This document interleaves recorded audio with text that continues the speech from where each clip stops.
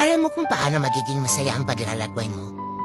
Dapat kontento ka at marunong kang magpasalamat sa lahat ng ibibigay sa iyo sa paglalakbay.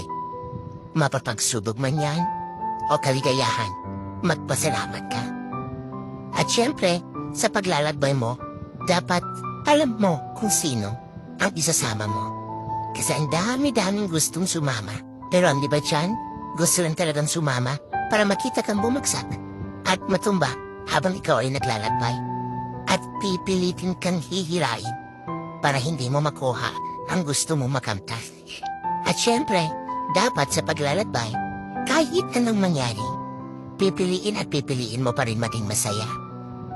Para at least, darating ang araw, nakamtan mo na ang gusto mo makamtan, naabot mo na ang pangarap mo. Masaya ka at hindi ka magsisisi. Dahil sa proseso pala ng paglalakbay, pinili mo lang na maging masaya.